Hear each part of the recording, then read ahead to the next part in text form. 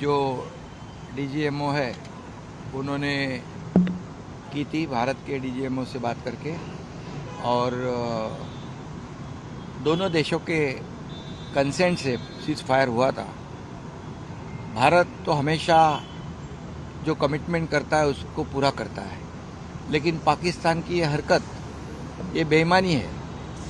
और इससे पहले भी उन्होंने कई बार ऐसा उल्लंघन किया है शस्त्र संधि का।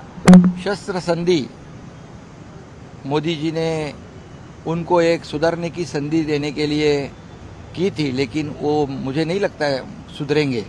अभी उनको रात को जो उन्होंने हरकत की है हमारे सिविलियंस पे अटैक करने का, लेकिन उसको मुंह तोड़ जवाब पाकिस्तान को मिल गया है और हमारी सेना पूरी तरह तैयार है। उनको पता भी था शायद कि ऐसी हरकतें करेंगे, इसलिए आदरणीय प्रधानमंत्री जी ने शस्त्र संधि का सीज फायर का ट्वीट भी नहीं किया था। लेकिन ये बार बार ऐसी हरकत करने के बाद पाकिस्तान को एक सबक सिखाएंगे। और भारत इतना ताकतवर है, भारतीय सेना इतनी मजबूत है कि ये पाकिस्तान को मुंह तोड़ जवाब रात को ही दिया है। और पाकिस्तान को ये पता है कि भारत से लड़ना आसान नहीं है। भारत से हम लड़ेंगे तो हम हारेंगे भी और हमारा नामो निशान भी मिट जाएगा।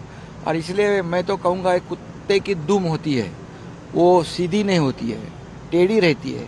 तो कुत्ते की दुम सीधी नहीं होती, टेढ़ी रहती है, इसलिए उसको काटना पड़ता है।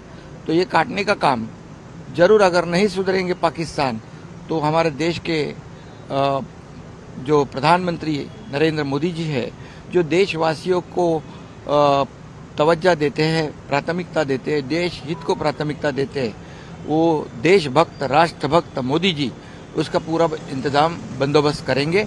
और उनके जो कि नमक हरामी बेईमानी करने वाले पाकिस्तान को मुंह तोड़ जवाब देंगे। सर काय सांगाल सिंधू नदी असेल या काश्मीर प्रश्नावर? शहबाज शरीफने पण स्वतः सांगितलं एक ऐसी सीज फायर है, एक ऐसी शस्त्र संधि है, एक ऐसी शांति है। ये शांति बोल के फिर यहाँ पर हमला कर रहे हैं, ये तो डबल स्टैंडर्ड है। और ये डबल स्टैंडर्ड करने वाले धोखेबाज पाकिस्तान को सब लोग मिलकर मुंह तोड़ जवाब देंगे। राजकोट किल्ल्यावर पुन्हा